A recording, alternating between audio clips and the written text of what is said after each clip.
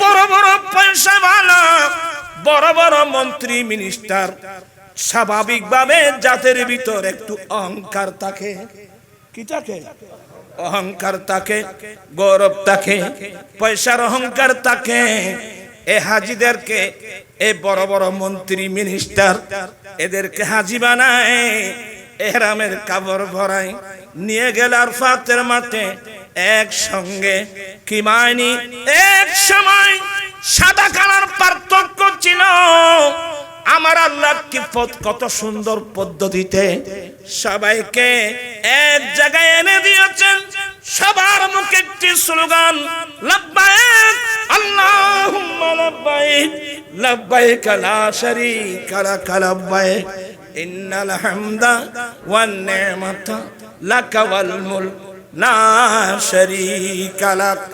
আপনি যখন আরাফাতের মাঠে যাবেন, লাখপতি, কোটিপতি, আফ্রিকার মানুষ, এশিয়ার মানুষ, সাউথ আফ্রিকার মানুষ, আমেরিকার মানুষ, কালো মানুষ, সাদা মানুষ, শ্যামলা হেংলা পাতলা, সবাইকে এক জায়গায় নিয়ে আল্লাহ জমা করে দিয়েছেন।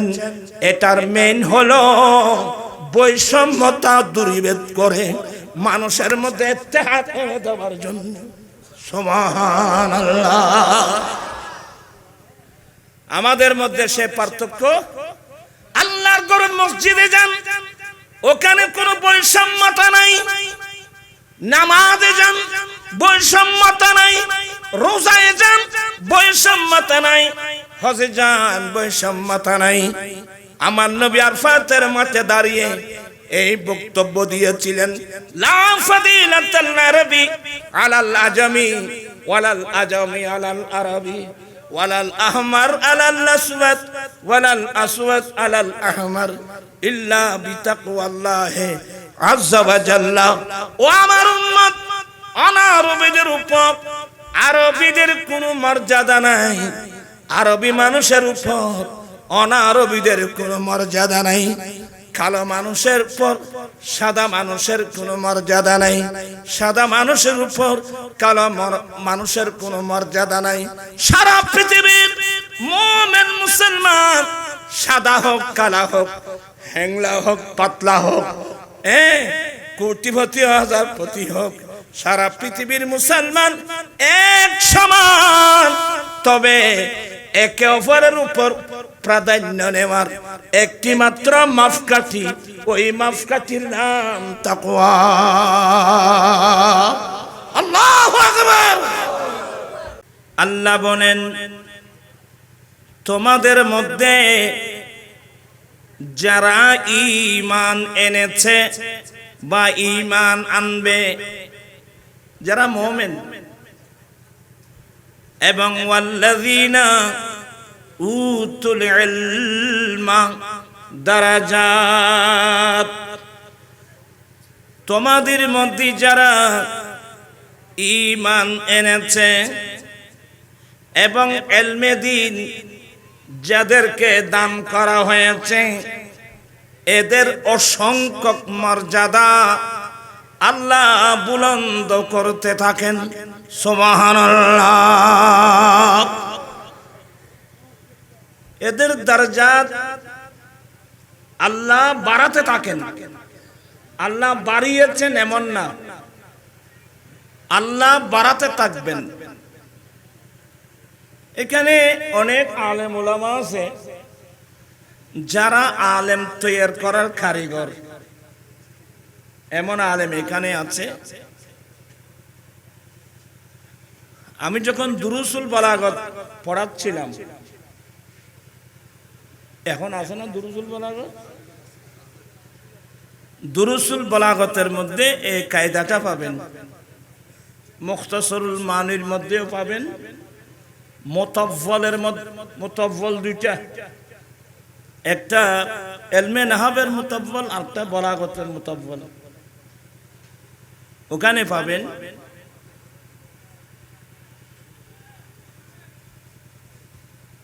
জুমলায়ে ফেলিয়া। আজকাল তরকিব আছে না, আজকাল তরকিব আছে না, জুমলা ফেলিয়া হুদুসের ফায়দা দে, জুমলা ইসমিয়ে সুবুতের ফায়দা দে। এগুলো আপনাদের কষ্ট হচ্ছে, একটু না বুঝলেও শুনবেন আর কি। কামা জাইদুন, জায়েদ দাঁড়িয়েছে। এইভাবে যতগুলো জুমলায় ফেলি আছে এগুলো কিসের ফায়দা দে? হুদুসের ফায়দা দে। হ্যাঁ, কিন্তু জুমলা ফেলিয়ে দুই প্রকার। ফেল যদি মাজির সিগা হয় এটাকে বলা হয় ফেলিয়ায়ে মাযবিয়ে। ফেল যদি মুজারা সিগা হয় এটাকে বলা হয় ফেলিয়ায়ে মুজারবিয়ে। তো জুমলায়ে ফেলিয়ায়ে মুজারবিয়ে যখন হয় তখন সেটা ইস্তেমরারে তাজাদ্দুদির ফায়দা দেয়। কি মানে? হামেশা নিত্য নতুন। তো ইয়ারফা এটা মুজারা সিগে, ফেলিয়ায়ে মুজারবিয়ে। তো আল্লাহ বলছেন যে ইয়ারফাইল্লাহুল্লাযীনা আমানু মিনকুম ওয়াল্লাযীনা উতুল ইলমা দারাজাত। তোমাদের মধ্যে যারা ঈমান এনেছে, যাদেরকে ইলমে দ্বীন দান করা হয়েছে, এদের অসংখ্য মর্যাদা আল্লাহ বাড়াতে থাকেন। সুবহানাল্লাহ।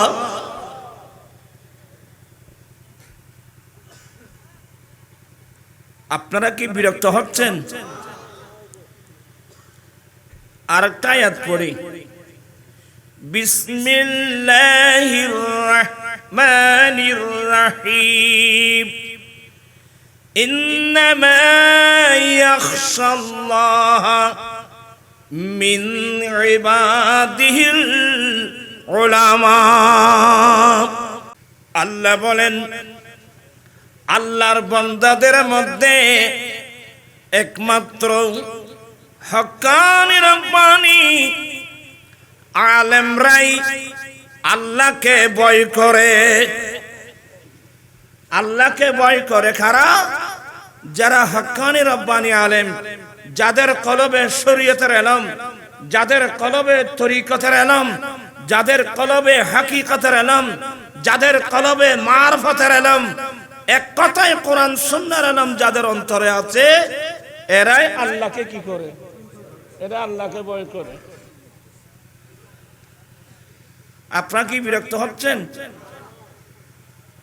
কিনি কিনি বিরক্ত লাইব তোরা বুঝতে না দিতার লাই আয় কেন জুতা না আসো তো এনে আর অরাল হন ভরত দে ইয়া বুঝুন না।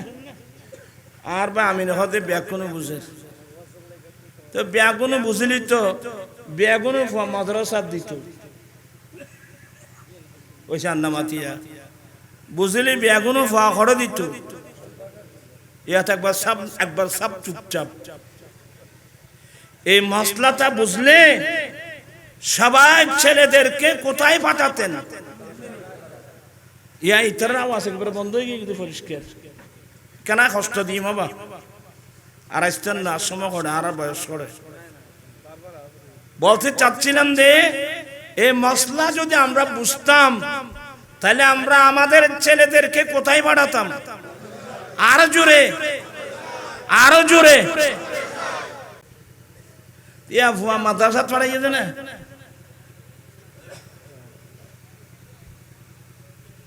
ভুয়া ঘরে পড়াইও এ জেডে পড়াইও এড়ে রে।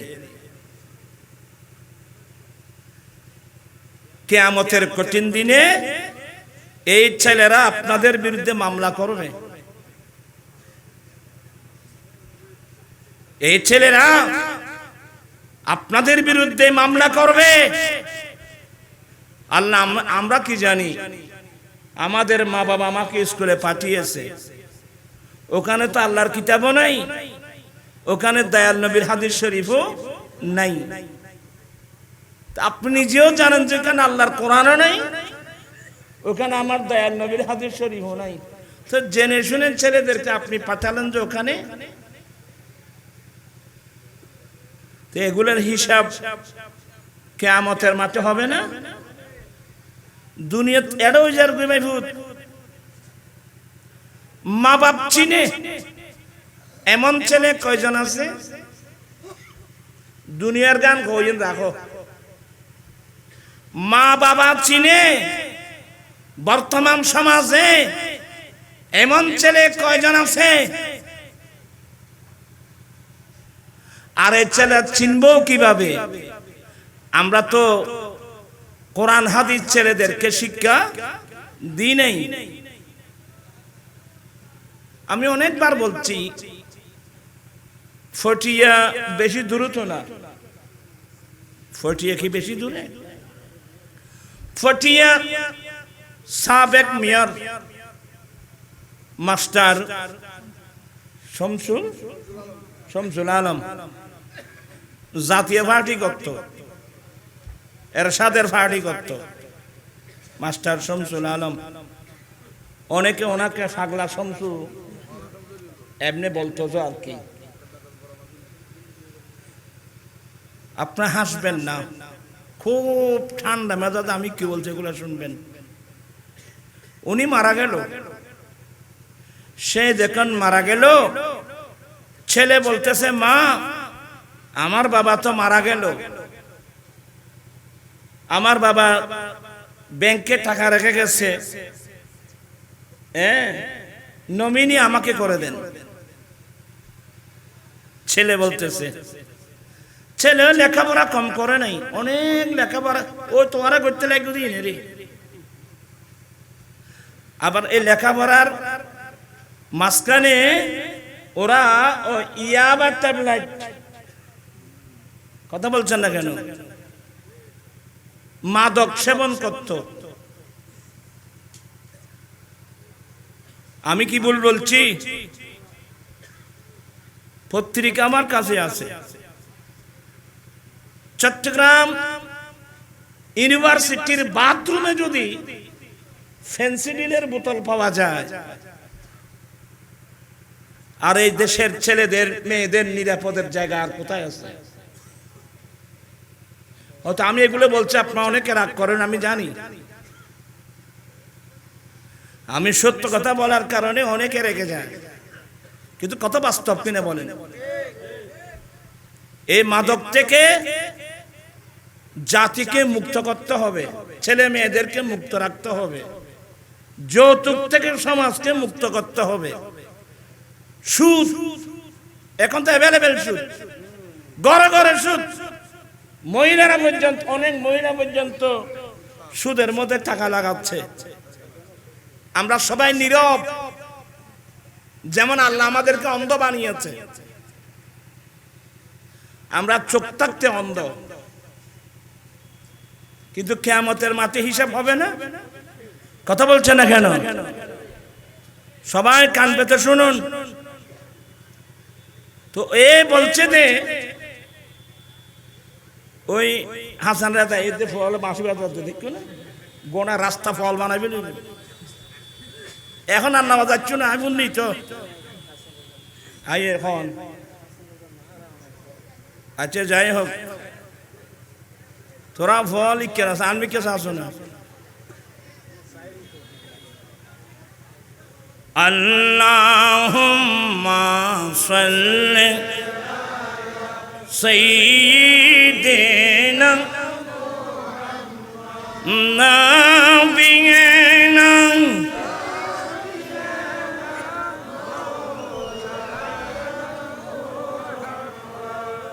ছেলে, তোমরা আমার দিকে তাকাও।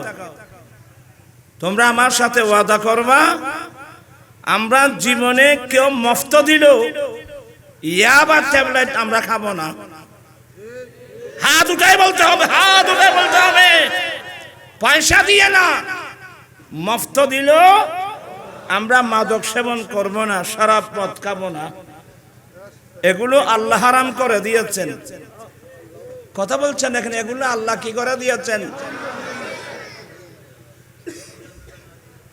ওবা কথা না কই তোরা, আমি বুঝাতে চাচ্ছিলাম ওই শামসুল আলম সাহেবের ছেলে মাকে বলছে নমিনি আমাকে করতে হবে, বলে না তোমাকে কিভাবে করব। তো সে তো ওই ইয়াবা সেবন করে, এক পর্যায়ে কয়েকবার বলার পর যখন নমিনি তাকে দিচ্ছে না, সে কোমর থেকে পিস্তল বের করে মায়ের মাথায় গুলি করে মেরে ফেললো। নাউজুবিল্লাহ বলছেন, আরো জোর বলছেন নাউজুবিল্লাহ। প্রাণপ্রিয় দেশবাসী, মুসলিম ভাই বোনেরা, আমাকে একটি প্রশ্নের উত্তর দেবেন, ছেলে কিভাবে মায়ের মাথায় গুলি করতে পারে? দোষটা কিন্তু ছেলেদের না, দোষটা কিন্তু আমাদের। ওই ছেলেদেরকে যদি আমার নবীর নির্দেশ মোতাবেক মাদ্রাসায় দেওয়া হতো, ওই ছেলেরা আল্লাহর কোরআন পড়তো, আমার দয়াল নবীর হাদিস শরীফ পড়তো, ওখানে ওরা স্পষ্ট পেয়ে যেত তাবরানী শরীফের হাদিস। আমার নবী বলেন, এ আমার উম্মত, তোমাদের জান্নাত তোমাদের মা বাবার পায়ের নিচে।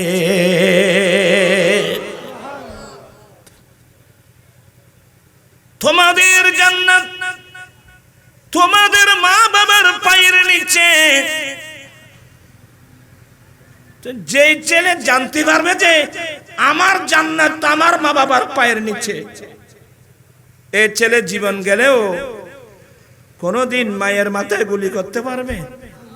কথা বলছেন না কেন? একটু ঠান্ডা মেজাজে হাসন আসছি না, ও আইয়ু এটা সোজা এটা চলে যাবে দে রেস্ট করে ফেলল, রেস্ট করতে চাইছি না, এই 8 টাকা দিয়ে বইতে হবে ফল না বাদ কম নিষেধ।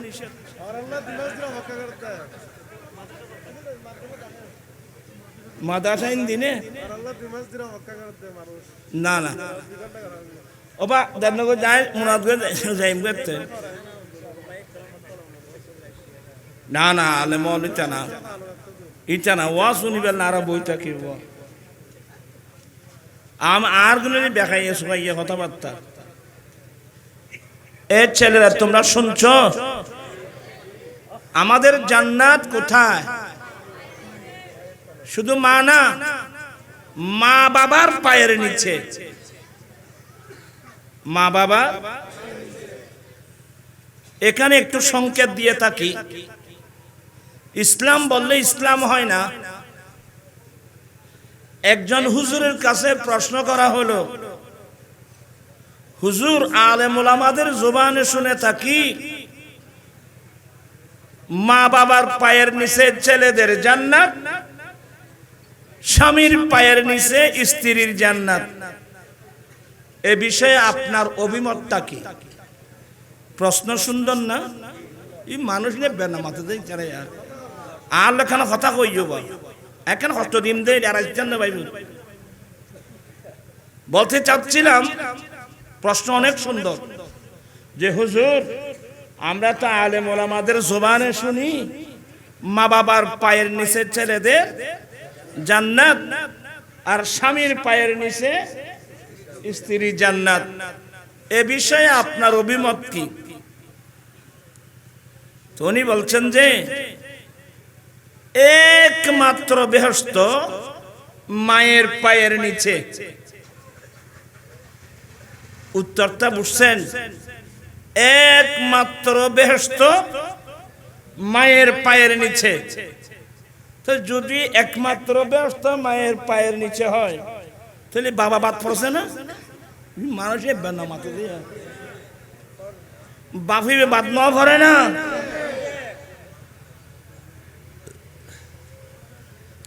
একমাত্র ব্যস্ত যদি মায়ের পায়ের নিচে হয়, তাহলে বাবা বাদ পড়ে নাই। তাই হচ্ছে বাদ সহ্য হচ্ছে না, তোমার তো এসে প্রতিবেদন করো।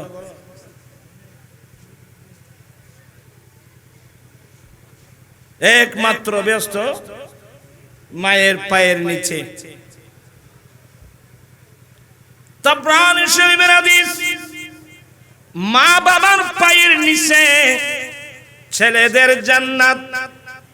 ওখানে মা বাবা দুইজনের কথাই আছে, কিন্তু হ্যাঁ বিশেষ ক্ষেত্রে আমার দয়াল নবী বলছেন তোমাদের জান্নাত তোমাদের মায়ের পায়ের নিচে। এই জন্য কোরআন হাদিস বুঝা অনেক কঠিন বিষয়। মায়ের পায়ের নিচে আমাদের যখন জান্নাত বলা হলো, তো বাবা কি বাদ পড়লো? মানুষের বেনা মাথা দিয়া বাদ ন বড় ভাই, ওই একমাত্র মায়ের পায়ের নিচে বললে বাবা বাদ পড়বে। মায়ের পায়ের নিচে তোমাদের জান্নাত বললে বাবা বাদ পড়বে না, কারণ আমরা ছেলেকার মানুষ বেনা মাথা দিয়ে গুনে তুই আর ফুয়া খাল্লো যেটা বাপর ফুয়া, তো শুধু মার ফাঁক তলে ব্যস্ত বলে কইলি তাই ফুয়া খা তৈরি বেটে তলে বুঝতে ব্যস্ত নাই ফোন না বলে এটা না। যখন মায়ের পায়ের নিচে ছেলেদের জান্নাত বলা হলো, বাবার পায়ের নিচে জান্নাত বলার জন্য পৃথক কোনো দলিলের কোনো প্রয়োজন নাই। এই কিতাব এগুলো বুঝতে হবে আগে। প্রশ্ন করতে পারেন, আয় আবাদি তোরা কি ওয়াজ করছিস না, তোরা শেষ বিশেষ ক্ষেত্রে আমার দয়াল নবী মায়ের পায়ের নিচে জান্নাত বলছেন, মায়ের কথা বলছেন, কারণ এখানে বিরাট রহস্য। আমার নবী তো বড় বৈজ্ঞানিক, আমার নবী বড় দার্শনিক। আমার ভাইয়েরা, মায়ের কথা বিশেষ করে উল্লেখ করার কারণ হলো, খোদাই না করুক অনেক সময় আমার বাবা আমার মাকে ছেড়ে দিতে পারে, যখন স্বামী স্ত্রীর মধ্যে বনাবনি হবে না। খোদাই না করো আমার বাবা যদি আমার মাকে ছেড়ে দেয়, শরীয়ত মোতাবেক ইদ্যত পালন করার পরে ওনার ফাইফ নিয়ে আমার বাবার বিটা বাড়ি ছেড়ে চলে যেতে হবে। স্ত্রী যেহেতু স্বামী তালাক দিয়ে বলছে, ইদ্যত পালন করার পরে ওনার ফাইফ নিয়ে উনি আমার বাবার ঘর ত্যাগ করে চলে যেতে হবে। আমার ভাইরা, খোদাই না করুক আমার মা যতক্ষণ আমার বাবার ঘর বাড়ি ছেড়ে চলে যাবে, এখন আমার মা আরেকজন স্বামী নিতেও পারে, আরেকজন স্বামী নাও নিতে পারে। যদি আরেকজন স্বামী নেয়, তার খোরাক পোশাক উনি যোগান দেবে। আর যদি আমার মা যদি আরেকজন স্বামী গ্রহণ না করে, তখন আমার মায়ের খোরাক পোশাক কে যোগান দেবে? রোগাক্রান্ত হলে কে চিকিৎসা করবে? মারা গেলে দফন কফনের ব্যবস্থা কে করবে?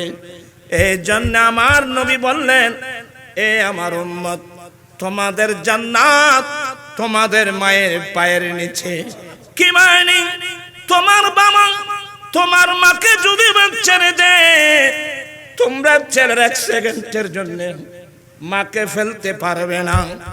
আমার দয়াল নবী আমার মায়ের খোরাক পোশাক থেকে আরম্ভ করে, চিকিৎসা থেকে আরম্ভ করে, মারা গেলে দফন কফন সবগুলো আমাদের মাথার উপর উঠাই দিয়ে বলছেন, তোমাদের জান্নাত কিন্তু তোমাদের মায়ের পায়ের নিচে। একটু ব্রেন লাগবে বাবা, আপনাদের কষ্ট হচ্ছে আমি দেখতেছি। মা বাবার পায়ের নিচে আমরা ছেলেদের জান্নাত। তোমরা ছেলেরা ভালো করে শুনো বাবু। একদিন আমার নবী মসজিদে নববীর মিম্বরের প্রথম তাগে কদম রাখলেন। আমার নবী বললেন আমিন। আবার দ্বিতীয় তাগের মধ্যে কদম রাখতে বললেন আমিন। তৃতীয় তাগে কদম রাখতে বললেন আমিন। সাহাবায়ে কেরাম প্রশ্ন করলেন নবী গো, কাউকে তো দোয়া করতে শুনলাম না, এটা তো দোয়া কবুল হওয়ার জন্য বলা হয় আমিন, আল্লাহ তুমি কবুল করো। কাউকে তো দোয়া করতে শুনলাম না, আপনি কার দোয়া কবুলের জন্য দোয়া করলেন আমিন বললেন? আমার দয়াল নবী বলেন, ও আমার সাহাবায়ে কেরাম, আমি নবী যখন এই মিম্বরের প্রথম তাগের মধ্যে কদম রাখলাম, এখানে আমার পাশে ছিল হযরতে সাইয়েদনা জিবরিল আলাইহিস সালাম। জিবরিল আলাইহিস সালাম একটি দোয়া করলেন, যে ছেলে মা বাবা পেয়ে, যে ছেলে মা বাবা পেয়ে মা বাবার খেদমত করে দুনিয়ায় থাকতে জান্নাত অর্জন করতে পারে নাই, তার উপর আল্লাহর অভিশাপ। জিবরিল এটা দোয়া করলেন, আমি নবী সমর্থন করে বললাম আমিন। এরপরে জিবরিল আরেকটা দোয়া করলেন, যেই মানুষ রমজানুল মুবারকের মতো মাস পেয়ে, রমজান শরীফের মতো মাস পেয়ে, রমজানুল মুবারকের মতো মাস পেয়ে যেই মুসলমান আল্লাহর কাছে কেঁদে কেঁদে ইবাদত রিয়াজত করে আল্লাহর কাছে গুনাহ মাফ করাতে পারে নাই, তার উপর আল্লাহর অভিশাপ। আমার নবী বলেন, আমি তার সমর্থন করে বললাম আমিন। আল্লাহ তুমি জিবরিলের দোয়াটা কবুল করো। তৃতীয় নম্বর, আমি যখন তৃতীয় নম্বর তাকে কদম রাখছিলাম, জিবরিল বলেন, যেই ব্যক্তির সামনে ইয়া রাসূলুল্লাহ আপনি নবীর নাম মোবারক উল্লেখ করা হলো, যে উম্মতের সামনে আপনি নবীর নাম উল্লেখ করা হলো, আপনি নবীর নাম শুনে যেই ব্যক্তি আপনি নবীর উপর দরুদ শরীফ পড়ল না, তার উপর আল্লাহর অভিশাপ। আমি নবী সমর্থন করে বললাম আমিন। আরে কষ্ট হন না ওনার আসিয়াতুন ফুয়া বেগুন শুদ্ধ হয়ে জঙ্গ পড়ল। মুসলিম শরীফের হাদিস, আমার নবী বলেন, যেই ছেলে দৈনিক একবার মা বাবার চেহারার দিকে মায়ার দৃষ্টি দিয়ে দেখবে, আহা এনে আমার জন্মদাতা বাবা, এনে আমার গর্ভধারিণী মা, এই কথা বলে যেই ছেলে দৈনিক একবার মা বাবার চেহারার দিকে মায়ার দৃষ্টি দিয়ে দেখবে, আল্লাহ তাকে কবুলকৃত একটি হজের সওয়াব দান করবে।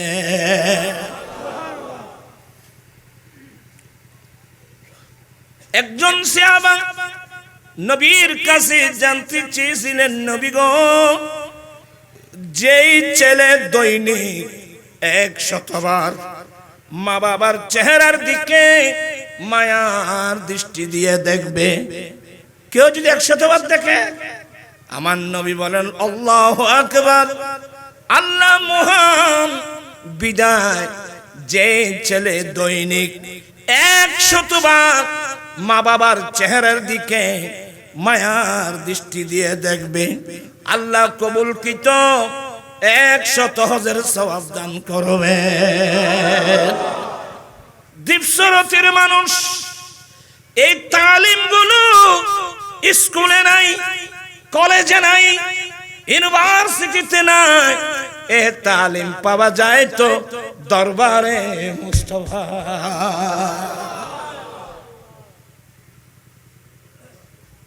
এটা লাই ফার্স্ট হইলাম ভাই, একদিন বুঝিনি আমরা আমাদের ছেলেদেরকে কোথায় পাঠাতাম? আলা হযরত কমপ্লেক্সে পাঠাতাম আমরা।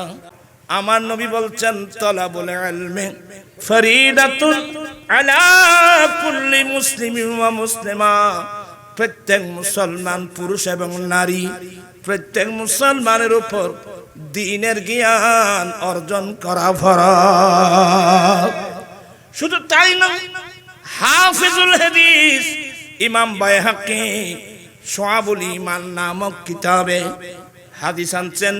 আমার দয়াল নবী বলেন উতলুবুল ইলমা ওয়ালাউ কানা বিসসিন, উম্মত তোমরা দ্বীনের জ্ঞান অর্জন করো যদিও তোমাদেরকে চীন শহরে যেতে হয়। উম্মত তোমরা দ্বীন শিখো, শরীয়তের ইলম, তরিকতের ইলম, হাকিকতের ইলম, মারফতের ইলম শিখো। এই ইলম শিক্ষার জন্য তুমি যদি চীন শহরে যেতে হয়, অর্থাৎ দূরত্ব বুঝিয়েছেন, তুমি চীন শহরে যাও, অনেক দূরে যাও, তারপরে তোমরা দ্বীন শিখো। দ্বীন না শিখলে দ্বীন মোতাবেক, ধর্ম মোতাবেক আপনি আমি চলবো কিভাবে? আমি প্রথমেই বলছিলাম আমরা মুসলমান, আমাদের জন্য দুটো বড় বড় সম্পদ। এক নম্বর হলো ঈমান, দ্বিতীয় নম্বর হলো কি? ইলমে দ্বীন। কিন্তু আমরা তো জীবন কাটাচ্ছি শুধু দুনিয়ার সম্পদের পিছনে।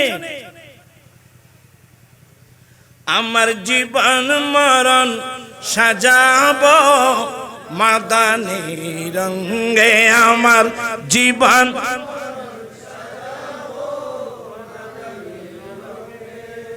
দীপসরতিন মানুষ লেখাই রো আদা মরা, সব আদা মরা দেয় হরাইলে নরম কই বাদি একখানা মহব্বত করি ফরিবে নি, তরকারি জাল দিলি তো গট গট গট গট করে দেয়, জালের শেষ গট গট আনি সে একখানা দেরি হইলি সালন আলাই আলাইয়ের বুঝিতে আর আমি এখন আলাইয়ে মুসলমান ভাইব সাহেব হরফ। আমার জীবন মরণ সাজাবো মাদানী রঙে, আমার জীবন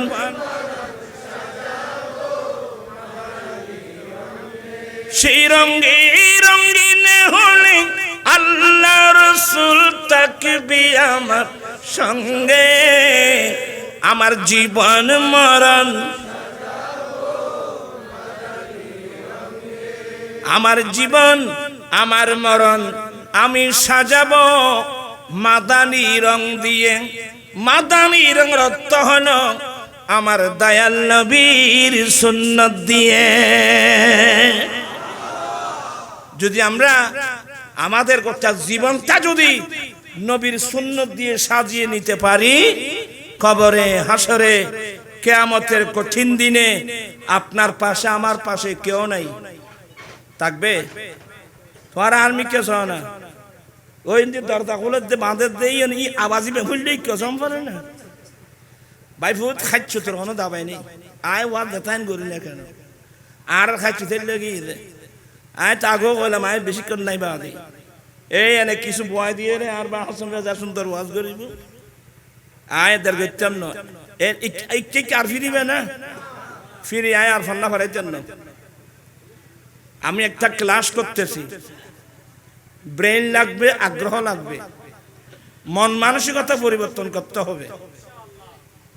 আমার ভাইয়েরা ইনশাআল্লাহ ঘর দেন যে বিয়ে করতে গেলি ওর তুমি চেয়া খুঁজিবি, ফার্নিচার খুঁজিবি, বাত খুঁজিবি, ও যে আর ঠিক বলে হদ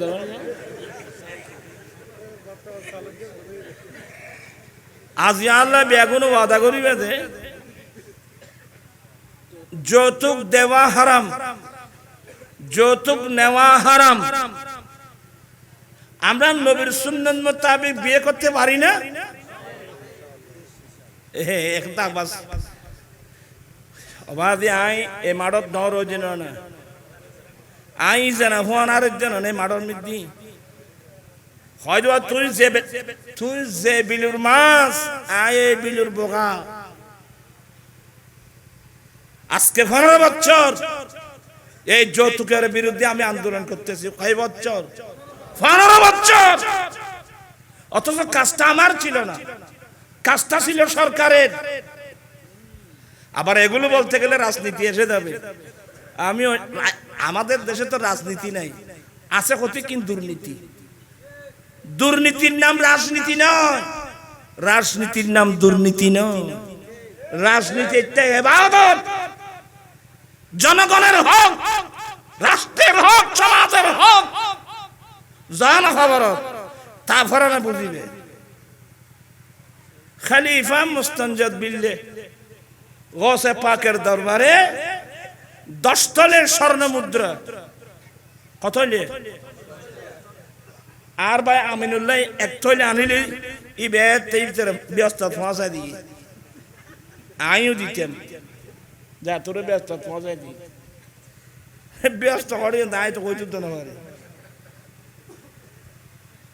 ওয়ালিকুল সম্রাট মাহবুব সুবহানি আশিক ইজদানি পীর লাসানি পীর মীর মুহিউদ্দিন হযরত আব্দুল কাদের জিলানী গিলানী রহমাতুল্লাহ আলাইহির দরবারে বাগদাদের খলিফা মুস্তানজাদ বিল্লাহ 10 তলে স্বর্ণ মুদ্রা আনলো। আমার গৌসে পাক হাসানি এবং হুসাইনি, আমার নবীর বংশধর, মাতৃভূমি ফারসে, মাতৃভাষা ফারসি। আমার গৌসে পাকের দরবারে 10 তলের স্বর্ণ মুদ্রা নিয়ে খলিফা মুস্তানজাদ বিল্লাহ আসলো। তা আমার নবীর বংশের একটা ঐতিহ্য, মেহমানদেরকে মেহমানদারি করা। কি করা? মেহমানদারি করা। মেহমান মুসলিম না হিন্দু হোক, বৌদ্ধ হোক, খ্রিস্টান হোক, জুম্মা হোক, চাকমা হোক, মেহমান মেহমান, আমি মেহমানদারি করতে হবে। কারণ অনেক বিধর্মী, অনেক ইহুদি নাসরা কলমা পড়ে মুসলমান হয়েছে আমার নবীর দরবারের মেহমানদারি দেখে।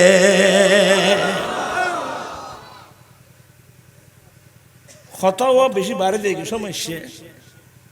একজন ইহুদি আর তো মেহমানদারি কারো হয় না, তো জানি মসলেন কিচ্ছু না জানি। আল্লাহর নবী বলেন উত্তম মেহমানদারি একদিন এক রাত। ইনে কেন শিখিল? উত্তম মেহমানদারি একদিন এক রাত, বেশির মধ্যে 3 দিন। আমার নবীর একজন সাহাবা জানতে চান, নবী গো 3 দিনের চেয়ে বেশি থাকতে পারবো না? আমার নবী বলেন, সাহাবা তোমার আত্মীয় তোমার সামনে লজ্জা পাক, এটা তুমি পছন্দ করো? বলে না ইয়া রাসূলুল্লাহ। বলে যদি এটা পছন্দ না করো তাহলে বেশির মধ্যে থাকবে কয়দিন? 3 দিন। এই জন্য উন্নত মানের মেহমানদারি কয়দিন? আমিনোর বাড়ি গেলে কদিন তা ইবে কা মাথায় বুঝুন না। জামাই আসছে, মেহমানদারি, উন্নত মানের মেহমানদারি। আমাদের চট্টগ্রামের ভাষায় বলে দুরুস্কুরো। মানুষ মরা মানুষ দুরুস্কুরো নাই এড়ে। আর ছোড়া খালে পাবাদ বাক্য আসল তো বব্বু জামাই দুসারা দুরুস্কুরো মুসারা ইন আছে না রে ভাই? পড়া আছে না? আর বেটা আছে না? হ্যাঁ, বব্বু জামাই দুসারা সিডিঙ্গে ভাষা, আর আমাদের ভাষা দুরুস্কুরো মুসারা। দুরুস্কুরো চিনো না? সিলেটিরা বলে সাগরানা, আমরা বলি দুরুস। এটা উন্নত মানের খাবার। আপনারা অনেক জ্ঞানী গুণী মানুষ, শিক্ষিত মানুষ, অভিজ্ঞ মানুষ। আপনি কোনো কোথাও মেহমান হলে এই জিনিসটা 1 নম্বরে দেওয়া হবে, কারণ এটা উন্নত মানের খাবার। আর যারা জ্ঞানী মানুষ এরা বলতে যে এটা দেওয়ার অর্থ হলো আমাদেরকে বিদায় দিয়ে ফেলছে। ওইসব মানুষ নেবেন না মাথা দেয় উন্নত মানের খানায় বেদিয়ান নাই। তাহলে ব্রেনি মানুষ যারা খোঁজে ওরা ইবে খায় একবার ফেসমিককে ফিরি না যাব এনে বুঝু যাবি কদি আসো দিতে রে আজ পুরোনা কথা কইতে পারে আর বেশির মধ্যে কয়দিন তুই যদি না দান্য করি এক সপ্তাহ থাকতেছ তোমার প্রত্যেকটা দুরুস করে দিব না দান্য করে তাই গেলে তার ফরক্তর মধ্যে খোঁচুয়া গায়ে গলা কাপড় দিবে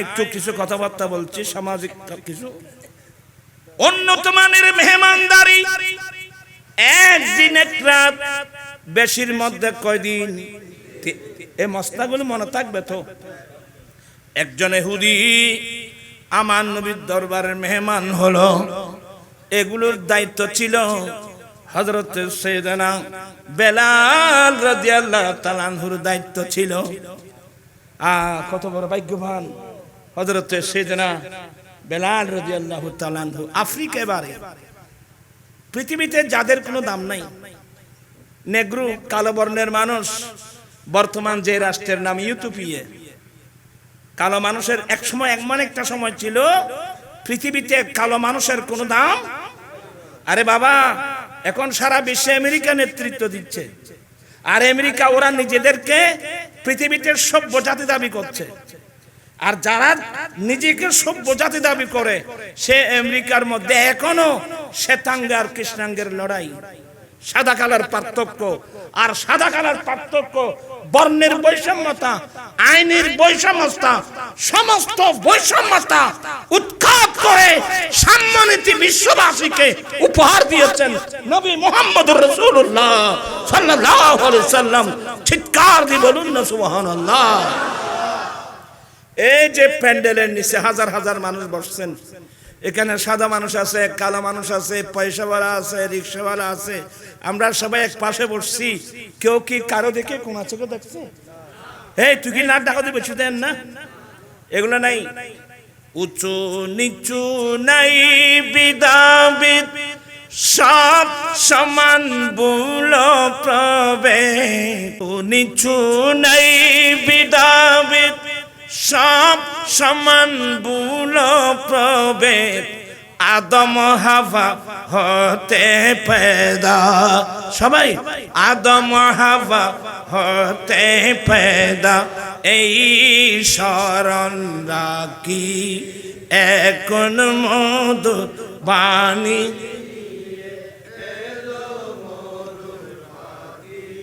আরা গোসা চলে গেল ফাল্লা আমি এখানে কিছু অপ্রিয় কথা বলবো আর বাইতার আছো তো আমি কিছু অপ্রিয় কথা বলবো আজকাল একটা নতুন জিনিস মুসলমান সমাজে ঢুকে গেছে এটার নাম ভিআইপি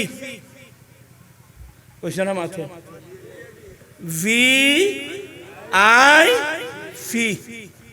এটা আমি আরফাতের মাঠে দেখলাম গাড়ির পিছনে লেখা ভিআই এন দোলাই দিলাম দেয়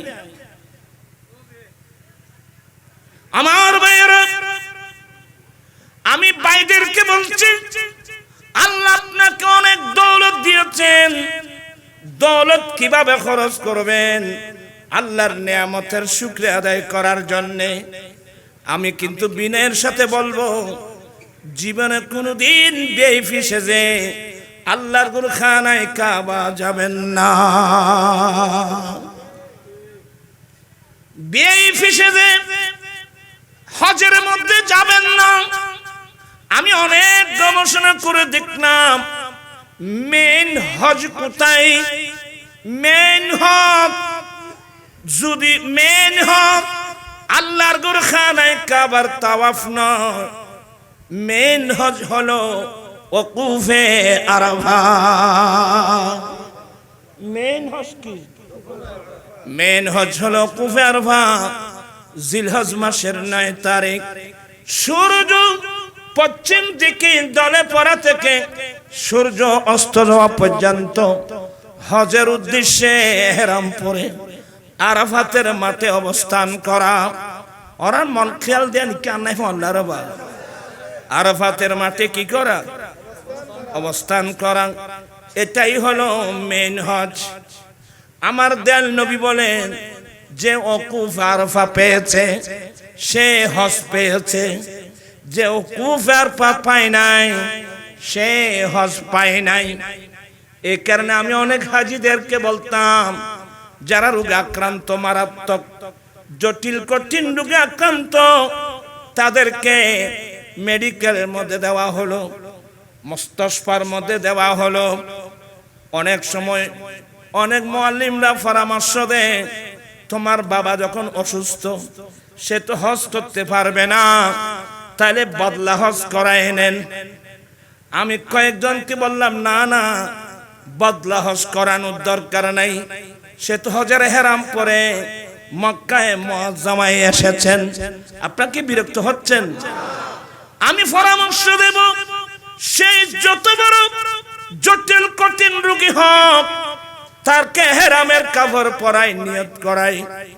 ওই মুআল্লিমদেরকে বলবা মুআল্লিম সাহেব আমার আব্বা জটিল কঠিন রোগে আক্রান্ত, আমার আব্বাকে একটা মেডিকেলে দেওয়া হলো, আমি বিনয়ের সাথে বলছি আমার আব্বাকে অন্য মেডিকেল থেকে ট্রান্সফার করে আরাফাতের এরিয়ার মধ্যে যে হসপিটাল আছে আমার আব্বাকে আর আরাফাতের এরিয়ার মধ্যে যে কোনো হসপিটালে স্থানান্তর করা হোক। আপনার আব্বা যদি আরাফাতের এরিয়ার ভিতর কোনো একটা হসপিটালে যদি চিকিৎসায় থাকে, ইহরামের নিয়ত পরে যদি ওখানে থাকে, আপনার বাবার হজ আদায় হয়ে যাবে। বুঝছেন এগুলো? আমি কি জন্য আনলাম জিনিসটা? আনলাম এজন্যে মেন হজ হলো ওকুফে আরাফা। আমি ওখানে গিয়ে চিন্তা করলাম, দেখি রে আরাফাতের মাঠত বেকুন বই, তখন একটা সিলাইবিহীন কাপড় পরলাম, একটা সিলাইবিহীন কাপড় গায়ে দিয়ে, মাথায় কোনো টুপি নাই, পাগড়ি নাই, এখানে শুধু অবস্থান করা। এটা কোন ধরনের হজ? গবেষণার এক পর্যায়ে আমার মেমোরিতে আসলো, আমার আল্লাহ হজ ফরজ করে পৃথিবীর বড় বড় পয়সাওয়ালা, বড় বড় মন্ত্রী মিনিস্টার, স্বাভাবিকভাবে জাতির ভিতর একটু অহংকার থাকে। কি থাকে? অহংকার থাকে, গৌরব থাকে, পয়সার অহংকার থাকে। এ হাজিদেরকে, এ বড় বড় মন্ত্রী মিনিস্টার, এদেরকে হাজি বানায়, ইহরামের কাপড় ভরায়, নিয়ে গেল আরাফাতের মাঠে একসঙ্গে। কি মানি? এক সময় সাদা কালার পার্থক্য ছিল, আমার আল্লাহ কি কত সুন্দর পদ্ধতিতে সবাইকে এক জায়গায় এনে দিয়েছেন। সবার মুখে একটি স্লোগান, লাব্বাইক আল্লাহুম্মা লাব্বাইক, লাব্বাইক লা শারীকা লাক লাব্বাইক, ইন্নাল হামদা ওয়ান নি'মাতা লাকা ওয়াল মুলক লা শারীকা লাক। আপনি যখন আরাফাতের মাঠে যাবেন, লাখপতি, কোটিপতি, আফ্রিকার মানুষ, এশিয়ার মানুষ, সাউথ আফ্রিকার মানুষ, আমেরিকার মানুষ, কালো মানুষ, সাদা মানুষ, শ্যামলা হেংলা পাতলা, সবাইকে এক জায়গায় নিয়ে আল্লাহ জমা করে দিয়েছেন। এটার মেইন হলো বৈষম্যতা দূরীভূত করে মানুষের মধ্যে ইত্তেহাদ এনে দেওয়ার জন্য। সুবহানাল্লাহ। আমাদের মধ্যে সে পার্থক্য, আল্লাহর ঘর মসজিদে যান, ওখানে কোনো বৈষম্যতা নাই, নামাজে যান বৈষম্যতা নাই, রোজায় যান বৈষম্যতা নাই, হজে যান বৈষম্যতা নাই। আমার নবী আরাফাতের মাঠে দাঁড়িয়ে এই বক্তব্য দিয়েছিলেন, লা ফাদিলাতাল আরবি আলাল আজমি ওয়ালাল আজমি আলাল আরবি ওয়ালাল আহমার আলাল আসওয়াদ ওয়ালাল আসওয়াদ আলাল আহমার ইল্লা বিতাকওয়াল্লাহি আযজা ওয়া জাল্লা।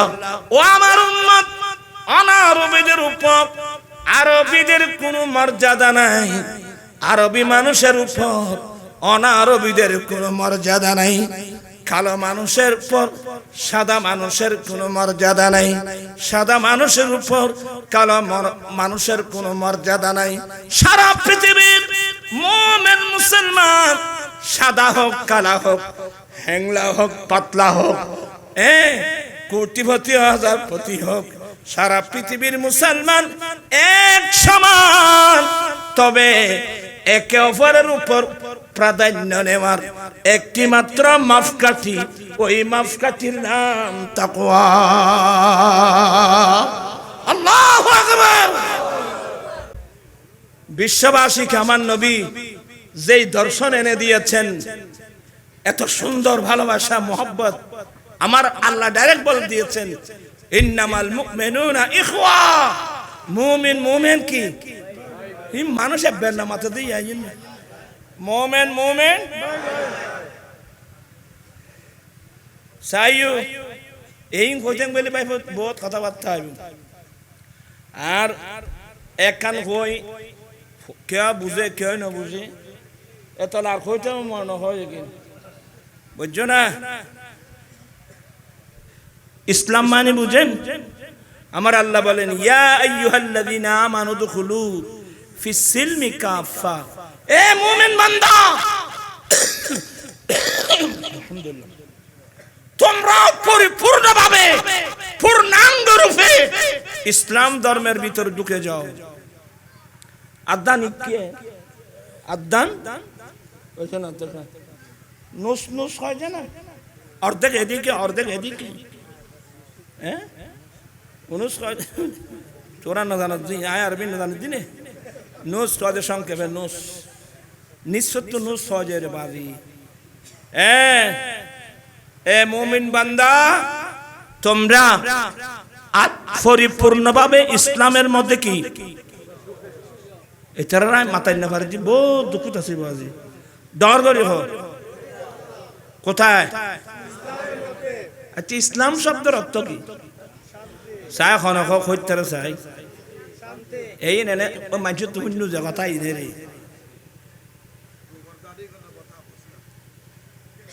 আল ইসলাম গর্দন নেহাদত বাতাব।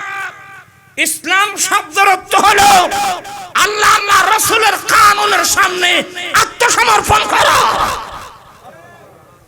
এখানে আমার নফসানিয়ত চলবে না, এখানে আমার যুক্তি চলবে না, এখানে আমার নফসানিয়ত চলবে না। আল ইসলাম গর্দন নিহাদান বাতাব। ইসলাম শব্দের অর্থ হলো একেবারে আত্মসমর্পণ করা। কি করা? এনে মুসলমান হই যে না আল্লাহ আল্লাহ রসুলের কানুনের সামনে আত্মসমর্পণ করলাম। এমনকি আমরা কয়জন আছি? না না একটা নতুন আছি কজন? মোটেও নেই। আল্লাহ আল্লাহ রসুলের কানুনের সামনে যদি আমরা আত্মসমর্পণ করতাম, সুদ এখানে কোনোদিন আসতে পারতো না, যৌতুক কোনোদিন আসতে পারতো না, মহিলারা জীবনে কোনোদিন বেপরদা চলতে পারতো না। আমি এগুলো বললে আপনারা মনে কষ্ট পাবেন, কষ্ট পেলে আমাকে বলতে হয়। আমার ভাইরা, যেদিন আমরা কলমা পড়েছি লা ইলাহা ইল্লাল্লাহু মুহাম্মাদুর রাসূলুল্লাহ, আল্লাহ ছাড়া কোনো ইলাহ নাই, আল্লাহ ছাড়া কোনো মাবুদ নাই, মুহাম্মদ সাল্লাল্লাহু আলাইহি সাল্লাম আল্লাহরই প্রেরিত। এই কলমা যেদিন পড়লাম, এই কলমা পড়ার পরে তার মানে আমি আত্মসমর্পণ করে দিলাম। ওদিন থেকে মৃত্যুর আগ পর্যন্ত আমি আল্লাহ আল্লাহ রসুলের আদেশ নিষেধ মোতাবেক চলতে হবে। টাইম কদ্দুরি আসান রাজাই বেরি কি খড় লাগি আয় জারগি ভাই তোরা আনলি আনবি নইলে নইলু ফায়ারে লাপান কি ফরা তাজু ফর বে মে যে বেত ডাক বেজ করি যৌতুকলো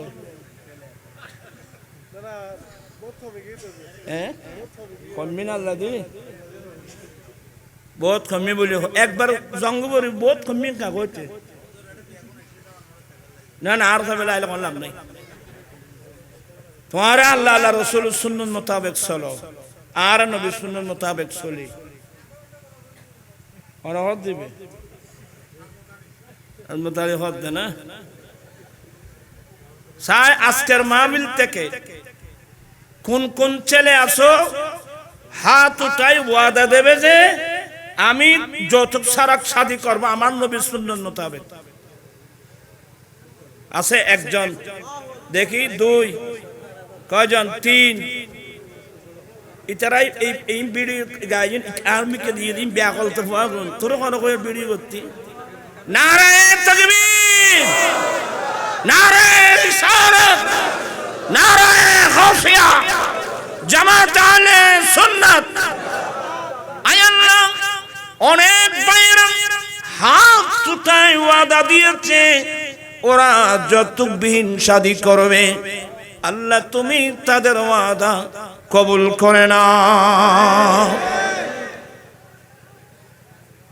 আর এত কষ্ট লান না বা যে ছেলেরা সত্যি যারা ওয়াদা দিয়েছ বা ওয়াদা দাও নাই এই ফিতনা ফাসাদের যুগে যে ছেলে দুনিয়ার মায়া পায়ের নিচে দিয়ে বুক বাড়া নবীর প্রেমার ভালোবাসা নিয়ে যদি সিদ্ধান্ত নিতে পারো আমি শাদী করব আমার নবীর সুন্নত পালনের জন্য বেয়াদবি মাফ করবেন সুন্দরী বউ নিয়ে এনজয় করার জন্য না আমি বিয়ে করব আমার নবীর সুন্নত পালনের জন্য এক নম্বর দ্বিতীয় নম্বর আল্লাহ তোমার নবী বলছেন আমি মারা গেলেও যদি নেককার ছেলে রেখে আসতে পারি যে ছেলে পাঁচ ওয়াক্ত নামাজ পড়ে পড়ে দোয়া করবে আল্লাহুম্মা রাব্বিরহামহুমা কামা রাব্বায়ানি সগীরা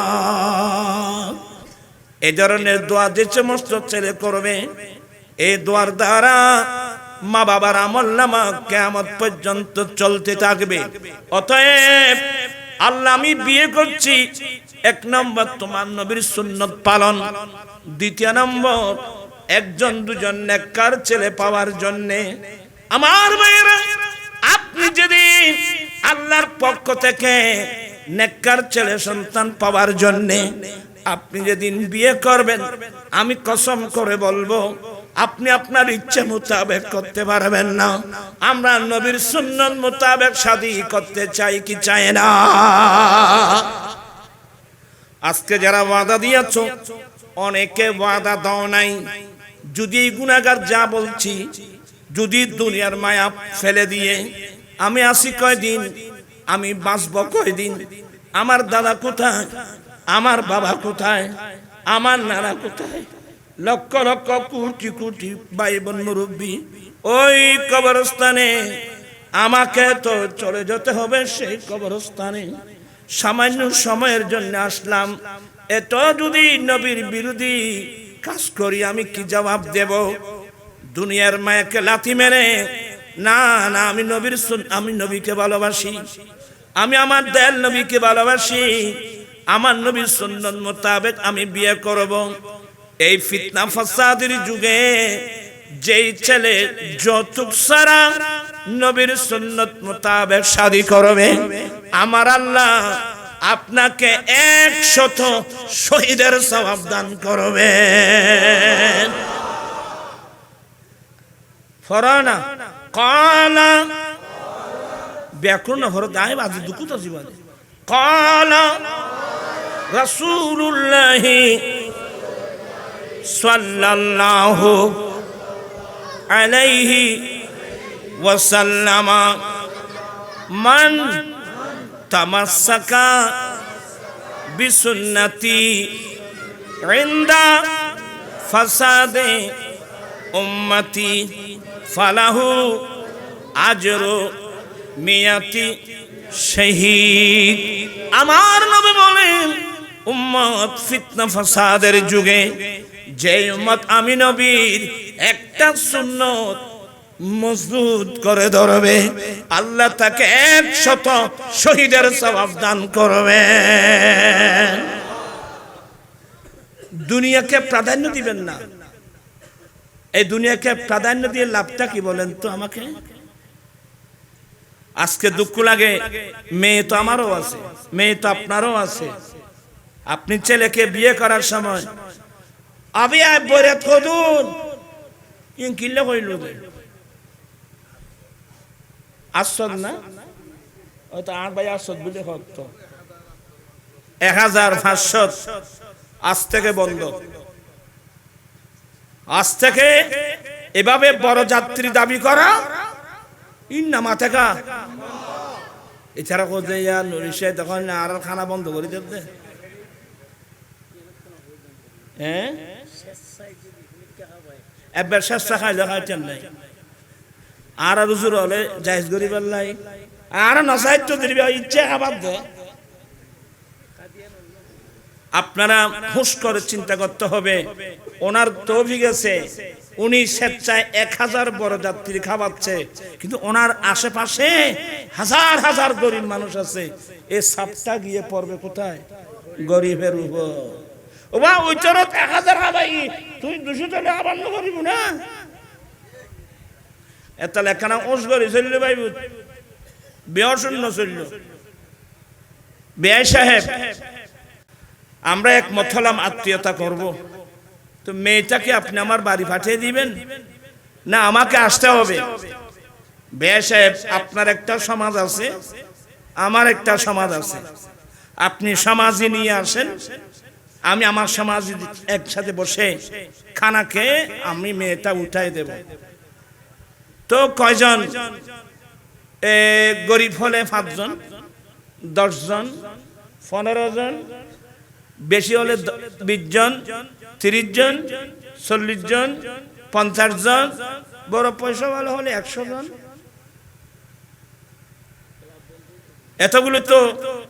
এতগুলো যথেষ্ট। খেলা বন্ধ হইতো না ভাই, খাবার আছে তো নাই, খাবার আছে তো, খেলা বাড়া বন্ধ হইতো না, কিন্তু খানা আর খড়াই গণ্য বাড়ি দি খানা মাইফার বরত ন, খানা তো ফুয়ার বরত। আল্লাহর নবী বলেন, সুম্মা আউলিম ওয়ালাউ কানা বিশাতিন, উম্মত তুমি শাদী করেছ, একটা ছাগল জবাই করে হলেও মানুষকে ওলিমা খানা দাও। ওলিমা খানা আমার দয়াল নবীর সুন্নাত। আয় ওই দেখেন কথা কিলতে কর কোন ও ইয়া কি করব আর বরে ধরিবে না। আমি আমার ৩ জন ছেলেকে শাদী করায় প্র্যাকটিক্যাল শিক্ষা দিয়েছি, শুধু আন্দোলন না। আমার বলো ৩ জন ছেলে হাফেজ কোরআন এবং হাদিসের এলমে হাদিস এবং এলমে ফিকহ, আমি ওদেরকে শাদী করাইছি। বড় জনকে শাদী করাইছি যে ক্লাবে, ওনার আমার বিয়ের বাড়ি ওদেরকে দাওয়াত দিয়েছি, আমার গুলো দাওয়াত দিয়েছি। খেলাপ ভাড়া থেকে আরম্ভ করে খাওয়ার বিল সবগুলো আমি পেমেন্ট করেছি। আমার বে আপ্রাণ চেষ্টা করেছিল, আপনি না। এখানে অনেক ছেলে আছে যারা দুবাই, আবুধাবি, আরবস্থানে থাকে, যে ক্লাবের মধ্যে খাবার অনুষ্ঠান হয়, বরপক্ষ কন্যা পক্ষ সবাই যায়, কিন্তু ক্লাব ভাড়া থেকে আরম্ভ করে সমস্ত খাবার বিলগুলো কে পেমেন্ট করে? বরপক্ষ। মেয়ের পক্ষে ১ পয়সাও খরচ এই মাথে নিচ না, না মাথা দেখা করতে যে ব্যারাম করে ভাই। আর দেশত আমার আশ্চর্য লাগে কি জানেন চাচা, আমাদের দেশটা হলো, এখানে ইতিহাসের অনেক ছাত্র আছে, মোগল আমল থেকে এই চট্টগ্রামের নাম কিন্তু ইসলামাবাদ। আমাদের চট্টগ্রামের নাম ইসলামাবাদ মোগল আমল থেকে, কিন্তু ইসলামাবাদ থেকে ইসলাম একেবারে বিলুপ্তির পথে।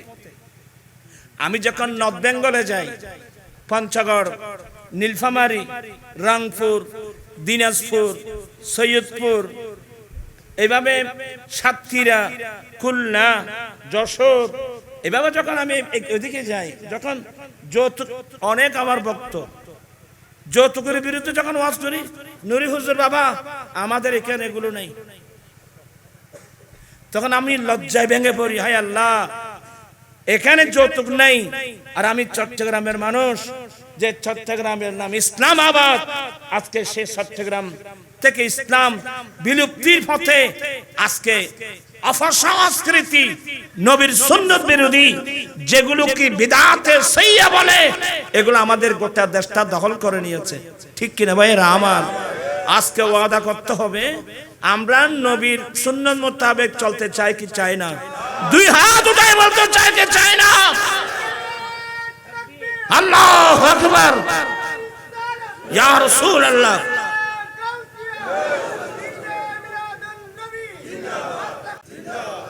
আমার জীবন মরণ সাজাবো মাদানী রঙে, আমার জীবন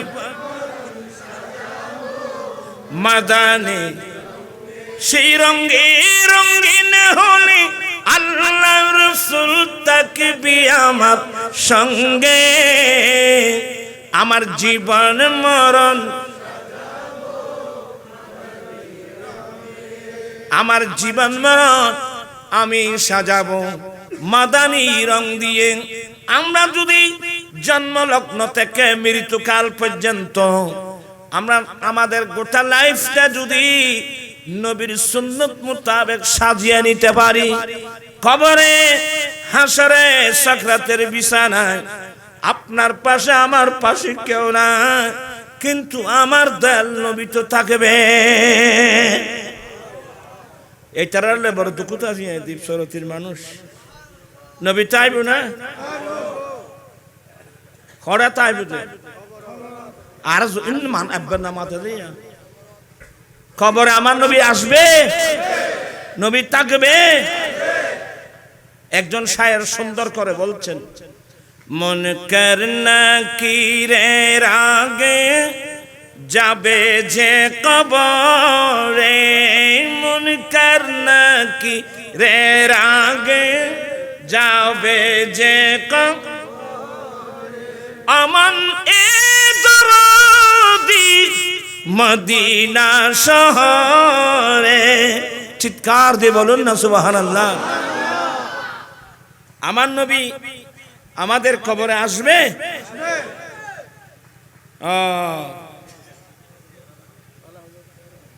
আমার নবী আমার কবরে আসবে। অনেক ভাইরা এগুলো বুঝে না, হয়তো আইবে খেয়ে না আইবে। উনি মারা গিয়েছেন, উনি ইন্তেকাল করেছেন, এটা তো সত্য। আমার নবী ইন্তেকাল করেছেন, হ্যাঁ, মদিনার রওজা পাকে দফন করা হয়েছে। কইবে তো এ তো না আর খবর বুতুর কেন আইবে। ইন হিসাব কিতাব করে দার ভাই ফুত্তারা কদন ই মানুষ ইনলে আই বড় দুঃখ আছে। হজার নবী কেন আইব তো এর তো হাদিসে কি হবে, ওয়ামা কুনতা তাকুলু ফি হক্কে হাযার রাজুলিল্লাযী বুইসা ফীকুম। এ মানুষ, এ মহাপুরুষ যাকে দুনিয়ার মধ্যে তোমাদের কাছে পাঠানো হয়েছিল, ওনার সম্পর্কে তোমার কি মন্তব্য, কি আকীদা? জিজ্ঞাসা করবে। ইন্না মাঝে মানুষ এগুনে বুখারী শরীফে আছে তো এ হাজার রাজুল, এই মহাপুরুষ হারা রুজুর হলে ভান্না ভরা দে উজুর মানি আর বাইফুত তারা উল্লে গিয়ে গেছি তারা আরে কইছে না মাথে কা আর বাইফুত তারা কত কোন একে গিয়ে দেখে গিয়ে গেছি আছে না তো এই তারা ফলরে বুঝা যে খজওয়ারে খজ উজুর নবী আইব নাকি, হতে না না নবী কেন আইব, এর গো ফটো দেখাবে তো ফটো আখি যে শুদ্ধ করো আগে কি ফটো দেখাইব তুমি, তোর না জানার যে তোর কত কই দেব না হাজার রজুল মানি ফটো না আয় তেলে ব্যক্তি মানুষ আর কোনোদিন ন দে হজুর ফটো হই জি হাকিকত মুতাজ্জর क्या হদি আর খবর তোর আইবু কেন তাই তোরা শিখে দিন তুই তো কেন আইবু তোরা ওদের এনে আইবু করতে পারবে নি কেন খুন্দি কইলে এ কথা ইনি এতাইব না না বারুতে ভরে দেবে আইব না খুন্দি কইলে ইতারা কয় নুরিশে দেখুন মানুষের কৃষিকে ফন্না ফরার আচ্ছা ভাই ওরা বেয়াগুন জ্ঞানী গুণী মানুষ, আপনারা আমাকে রং বুঝবেন না, আমি রং কথা বলি না বাবু, ও তো কোনো সময় হয়ে যায়, এটা ক্ষমা করবেন। মেরাজের হাদিস বুখারীতেও আছে, মুসলিম শরীফেও আছে, 86টার মধ্যে মেরাজের হাদিসগুলো আছে। আল্লাহর নবী বলেন, আমি বাইতুল মাকদাস থেকে জিবরিল সহ বুরাক সহ যখন আসমানের জগতে গেলাম, আসমানের কিনারায় যখন গেলাম, ওখানে একটা গেট আছে না, ওখানে একটা গেট আল্লাহ বানিয়েছেন, এমন সুন্দর গেট, ওই গেটটা আমার আল্লাহ বানিয়েছেন একমাত্র আমার দয়াল নবীর জন্য। এর আগে গেট কোনোদিন খোলা হয় নাই। আয় ফরে জান ওয়া মিন কাদির কই ফাস্তাফতাহ জিবরাইল অতঃ ফাস্তাফতা জিবরিল আলাইহিস সালাম। এই দরওয়ান তাড়াতাড়ি দরজা খোলো, দরওয়ান দরজা খোলো। তো এর দরওয়ান আছে, ওনার নাম ইসমাইল। উনি জিজ্ঞাসা করবেন, কে মনান্তা, আপনি কে? ক্বালা আনা জিবরিল, উত্তর দিলেন আমি জিবরিল। হুজুর বলে আমি জিবরিল। দ্বিতীয় নম্বর প্রশ্ন, ওয়ামা মাকা, আপনার সঙ্গে ইনি কে? বলে ইনি মুহাম্মদ সাল্লাল্লাহু আলাইহি সাল্লাম। কয়টা হলো? 2। তৃতীয় নম্বর প্রশ্ন, ওনাকে কি দাওয়াত দেওয়া হয়েছে? বলে হ্যাঁ, ওনাকে দাওয়াত দেওয়া হয়েছে। ইবের আদৈত্য নয়, ইবে দদ দিয়ে আনন্দ সুবহানাল্লাহ কইবে না ভাই। মকামে মুস্তাফা হড় কইতার না, আল্লাহ নবীর দদ দিয়ে রে যাচ্ছে। वही नाम के मकी हुए सर अर्श तखो तनसी हुए, वो नबी है जिसी के ये मकान, वो खुदा जिसी का मकान ही, वो कमाल हुस्न ने हुजूर है। চিৎকার দিয়ে বলুন না সুবহানাল্লাহ। আই গলি দেরি ভিডিও বহুত দেরি গিয়ে বলতে চাচ্ছিলাম, কয়টা প্রশ্ন, আপনি কে, আপনার সঙ্গে ইনি কে, ওনাকে কি দাওয়াত দেওয়া হয়েছে? তিনি প্রশ্নের উত্তর যখন পেয়ে গেলেন, ওই গেটটা মুহূর্তের মধ্যে গেট খুলে দেওয়া হলো। গেট যখন খুলে দেওয়া হলো, আমার নবী বলেন আমি জিবরিল বুরাক সহ প্রথম আসমানে যখন কদম রাখলাম, ওই গেটের পাশে দেখলাম একজন নূরানি সুরতের মানুষ বসে আছেন। একজন নূরানি সুরতের মানুষ বসে আছেন। জিবরিল বলেন নবী গো, ইনাকে চিনেন? ওরা আর কথা লজ্জা লেগে বললাম বা তোরা হলে তাই কইম করতো। জিবরিল বলেন নবী গো, ইনাকে চিনেন? আমার নবী তুমি বলো না, তোমার ডিউটি তুমি আদায় করো, তুমি বলো। বলে হুজুর হাযা আবুকা আদম, ইনি আপনার বাবা আদম আলাইহিস সালাম। ফাসাল্লিমু, আপনি ওনাকে একটু সালাম করুন। আমার নবী সালাম করলেন। আদম আলাইহিস সালাম সালামের উত্তর দিয়ে দোয়া দিলেন, মারহাবা ইয়া ইবনে সালেহ, মারহাবা ইয়া নবী সালেহ, এ নেককার নবী, নেককার সন্তান, মারহাবা।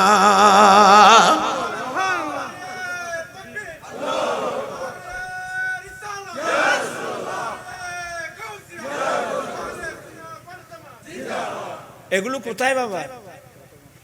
প্রথম আসমান। এই জমিন থেকে আসমানের দূরত্ব কত? 500 বছরের দূরত্ব। এত আর বৈজ্ঞানিক হাম চলতো না। আমার মেয়েরা 500 বছরের দূরত্ব আদম আলাইহিস সালাম, আচ্ছা উনি কি মারা যান নাই? আদম আলাইহিস সালাম মারা যান নাই? আদম আলাইহিস সালাম মারা গিয়েছেন, ইন্তেকাল করেছেন তখন থেকে প্রায় 7-8 হাজার বছর আগে ওনাকে দফন করা হয়েছে এক রিওয়ায়াত মোতাবেক শ্রীলঙ্কার পাহাড়। আসিনারো তুই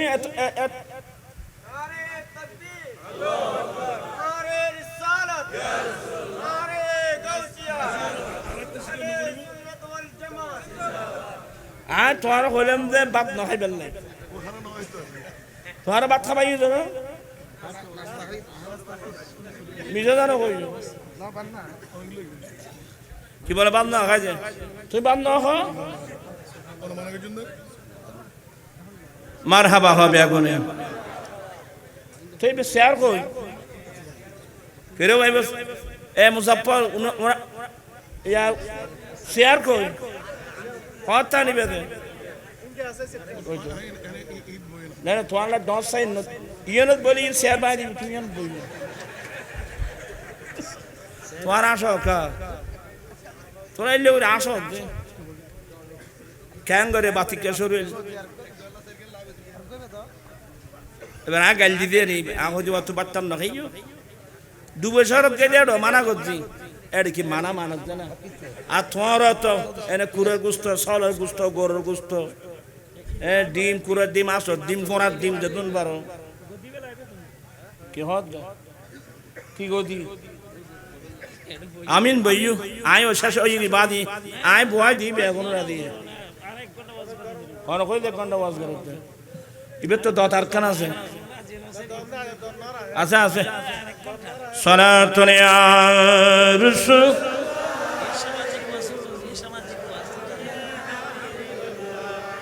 আপনারা কি বিরক্ত হচ্ছেন? এটা আর হুজুর কদুন আছে কেন করতেন আখল বাচ্চে আর মুরব্বী হলো হয়তো যে হয়তো 1 মন এলম তাইলি 10 মন আখল লাইব অদ ফিট করি বেলা এরি আর হুজুর এলম বেশি আখল নান বাচ্চে এ ফেস খাই দে ফুয়া কদুন হেন কাটা গালি তোরা বাসা তোমরা দিকে বসো না না তুই আচ্ছা তোমার নাম একটু ইন তোমার গুলো আনলাইন হয় ইন তোমার ইচ্ছে দিবে এখন তো ইয়া কি বলতাম চাইলাম দে ওরিদেরকে বাজে মাথাও ঠিক নেই। আপনার সবাই শিক্ষিত মানুষ, হ্যাঁ ওনার এক রিওয়ায়াত মোতাবেক হুজুরের মাজার শরীফ শ্রীলঙ্কার পাহাড়ে, আরেক রিওয়ায়াত মোতাবেক মক্কায় মুআজ্জামার পাহাড় আবু কুবাইস পাহাড়ে। ওয়াল্লাহু আলাম, আল্লাহ বেহতর জানেন, আল্লাহ ভালো জানেন। উলামাদের খেদমতে আমার বিনয়ের সাথে অনুরোধ থাকবে, আপনারা ছাত্রদেরকে জনগণকে হাদিসের অপব্যাখ্যা দিবেন না। বুঝেন না আসলে একটু আমাদের সাথে মত বিনিময় করলে হয়ে যাবে ইনশাআল্লাহ। যেমন আমি আঙ্গুল দিয়ে দেখাই দিচ্ছি আদম আলাইহিস সালাম কোথায়, আবার বলবে দিও প্রথম আসমানে। এই জমিন থেকে আসমানের দূরত্ব কত? 500 বছরের দূরত্ব। ইন্তেকাল করেছেন 7,000 বছর আগে, কিন্তু মেরাজের রাত্রে আদম আলাইহিস সালাম প্রথম আসমানে, দ্বিতীয় আসমানে ঈসা আলাইহিস সালাম, তৃতীয় আসমানে ইউসুফ আলাইহিস সালাম, এভাবে ষষ্ঠ আসমানে মুসা আলাইহিস সালাম, সপ্তম আসমানে ইব্রাহিম আলাইহিস সালাম। আলেম ওলামারা ওয়াজ করে, বিশেষ করে মুসা আলাইহিস সালাম। মুসা আলাইহিস সালাম বলেন, নবী গো, আল্লাহ তো আপনাকে দাওয়াত দিয়ে এনে দিদার দান করেছেন, ইয়া রাসূলুল্লাহ আপনার উম্মতের জন্য কিছু দিয়েছেন? আমার নবী বলেন, মুসা, আল্লাহ আমার নবীর জন্য এমন নিয়ামত দিয়েছেন, এত বেশি নিয়ামত দিয়েছেন অন্য কোন নবীকে দান করেন নাই। বলে, ইয়া রাসূলুল্লাহ আমাকে একটু বলুন না কি দিয়েছেন? আমার নবী প্রথমে বলতে, মুসা আমার আল্লাহ আমার উম্মতের জন্য 50 ওয়াক্ত নামাজ দিয়েছেন। ওয়াজ এগুলো ও মতন সাবরা করে না, আগরি সারি বেগম খালি সবাই করে। হাদিস এগুলোকে ফেলে দিতে পারবে? আমার নবী মুসা আলাইহিস সালাম বলেন, হুজুর আপনার উম্মত 50 ওয়াক্ত নামাজ পড়বে না। ইরজিউ ইলা রাব্বিক, আপনি আপনার রবের কাছে ওয়াপস যান, নামাজ কমায় আনুন। উম্মতের কথা শুনে আমার দয়াল নবী আল্লাহর দরবারে চলে গেলেন। সুবহানাল্লাহ। রাসূল আপনি আবার আসছেন যে? আল্লাহ আগে তো তুমি আনছিলা, এখন আমি উম্মতের মায়ায় আসলাম। আল্লাহু আকবার। আমার উম্মত তো 50 ওয়াক্ত নামাজ পড়বে না। ও আচ্ছা, কমাই দিতাম। হ্যাঁ, আল্লাহ একটু কমাই দিলে। বলে রাসূল আসছেন যখন 5 ওয়াক্ত কমাই দিলাম। দেখুন এটা 5 ওয়াক্ত, কোন কোন রওয়ায়াতের মধ্যে একসাথে 10 ওয়াক্ত কমাই দিলাম। আমার নবী এগুলো নিয়ে আসতেছিলেন। ইবে মুসা আলাইহিস সালাম ইবে করে এই মানুষ ইনলে মুসা আলাইহিস সালাম কই? আচ্ছা, মুসা আলাইহিস সালাম ষষ্ঠ আসমানে, তো ওনার মাজার শরীফ কি খালি? ওই জান্নাতি ওনার মাজার শরীফ কি খালি? আহা, আজকে কত জাতের মৌলবী দেখলাম, ক্যাসেট শুনলাম। উনি যখন ওইদিকে গেলেন এদিকে নাই, এদিকে আসলে ওদিকে নাই। আর পাবলিকের ওয়াজ বুঝাতে বড় বড় হুজুর হলে ওইদিকে গেলে যখন এদিকে নাই, এদিকে আসলে ওইদিকে নাই। আমি বলবো, তুমি নিজ কোরআন হাদিস বুঝো নাই, পাবলিকদেরকে কোত্থেকে বুঝাবেন? তুমি নিজে গুমরাহ, পাবলিককে গুমরাহ করতেছো। এখন আমার এই প্রশ্নের উত্তর দাও। মুসা আলাইহিস সালাম যখন কোথায়? ষষ্ঠ আসমানে। তো মুসা আলাইহিস সালামের কবর শরীফ কি খালি হয়ে গেছে? আমি বলবো না। শব্বির আহমদ ওসমানী দিয়াবন্দি ফাতহুল মুলহিম শারহে সহিহুল মুসলিমের এই মেরাজের হাদিসের ব্যাখ্যায় উনি লিখতেছেন, এই মুসা আলাইহিস সালাম যখন ষষ্ঠ আসমানে, মুসা আলাইহিস সালামের কবর খালি হয়েছে। আজ পর্যন্ত পৃথিবীর ইতিহাসে কোন মুহাদ্দিস মুফতি এই কথা বলে নাই। কারণ আল্লাহর নবী মুসা আলাইহিস সালাম ষষ্ঠ আসমানে আছে, আল্লাহর নবী মুসা আলাইহিস সালাম আফন কবর শরীফেও আছে। আল্লাহ নবীদেরকে এই ক্ষমতা দান করেছেন। আয় কি কথা বুঝে তাজিনার এটা আর লম্বা গেলে আরো দেরি দেব। এতে ইবের ওয়াজ উনতেন ইবের সামান্য কিছু আবার যাইবে। আমার ভাইয়েরা, আমি আর কথা বাড়াচ্ছি না। আদম আলাইহিস সালাম প্রথম আসমানে, দ্বিতীয় আসমানে ঈসা আলাইহিস সালাম আছে তো, হাদিসের দ্বারা প্রমাণ আছে তো। সে আলা হসাই ইবে কোন দিকে ওই জান্নামাতিয়া খড়ে গিয়ে দেয় আসমানও। এখান থেকে প্রথম আসমানের দূরত্ব 500 বছরের দূরত্ব। আদম আলাইহিস সালাম ইন্তেকালের 7,000 বছরের পরে আদম আলাইহিস সালাম প্রথম আসমানে, ঈসা আলাইহিস সালাম দ্বিতীয় আসমানে গেই না রোয়া। আলা হসা কোন দিকে ওই জান্নাতে কোন দিকে দে কেন কইলে? আচ্ছা, মদিনা শরীফের তুন বাংলাদেশের কবরস্থান ক্ষুদ্রবাদী। বাংলাদেশ থেকে আমাদের মদিনা শরীফ থেকে আমাদের বাংলাদেশের দূরত্ব কত? মাত্র 6-7 হাজার মাইল। 6-7 হাজার মাইল দূরে আমার কবরের ভিতর খদিমে খবরের ভিতর আইব কেন? আমার ভাইয়েরা, আমি বিনয়ের সাথে বলবো, খবর অনেক গভীরে না, 2-3 হাত নিচে খবর, নাকি 2-3 হাত 4 হাত নিচে, এই গভীর। কিন্তু আমি আলেমদেরকে বলবো, আপনি বিজ্ঞান পড়েন নাই। এই জমিন থেকে আসমান পর্যন্ত কয় হাজার ক্ষেত্র আছে? এটার নাম কুররাতুল আরদ, মাটির ক্ষেত্র। উপরে কুররাতুর রি, বাতাসের ক্ষেত্র। এরপরে গেলে কুররাতুল কামার, চন্দ্রের ক্ষেত্র। আমার ভাইয়েরা, বায়ুমণ্ডল পার হয়ে গেলে ওখানে অক্সিজেন লাগবে। আবার অক্সিজেন নিয়ে কতটুকু যাবেন তার একটা সীমা আছে। এভাবে হাজার হাজার ক্ষেত্র পার হয়ে আল্লাহর নবী মুসা আলাইহিস সালাম সহ আম্বিয়া ইকরাম আসমানে জগতে গেল।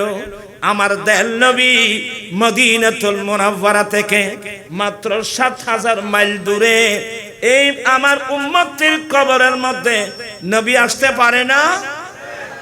আসারে ক্ষমতা কে দিয়েছেন? আল্লাহ। এখানে সমস্যা কিসের? আমার ওয়াজ শেষ, অর্ধেকের মধ্যে শেষ করে দিচ্ছি।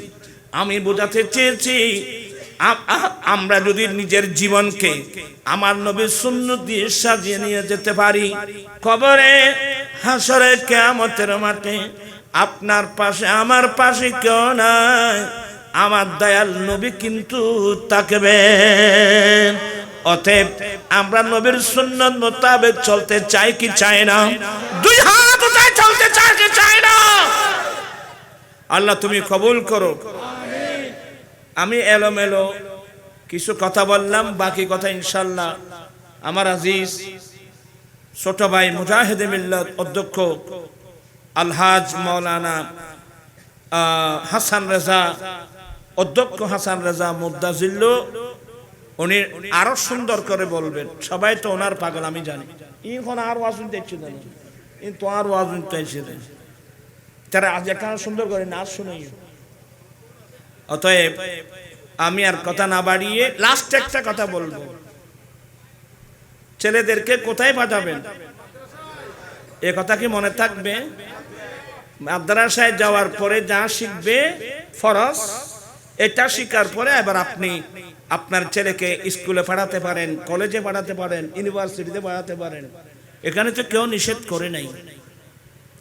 আর একটা কথা মনে রাখবেন, আমরা মুসলমান, আমাদের উপর ৫ ওয়াক্ত নামাজ ফরজ। নবী কমাতে কমাতে কমাতে কমাতে কয়েক নিয়ে আসছেন। আমরা নামাজ পড়ব ৫ ওয়াক্ত, আল্লাহ সওয়াব দান করবেন কত? ৫০ ওয়াক্ত নামাজের সওয়াব। এত বড় সুযোগকে কি হাতছাড়া করা যায়? এটাকে আমরা হাতছাড়া করতে পারবো না। এই ৫ ওয়াক্ত নামাজের মধ্যে যে নামাজগুলো ফরজ, এটা তো আমি ইমামের পিছনে পড়ব। ইমামের কেরাত, মুক্তদির কেরাত, আমাকে কেরাত পড়তে হবে না। কিন্তু ফরজ নামাজ ছাড়া নামাজ আরো আছে না?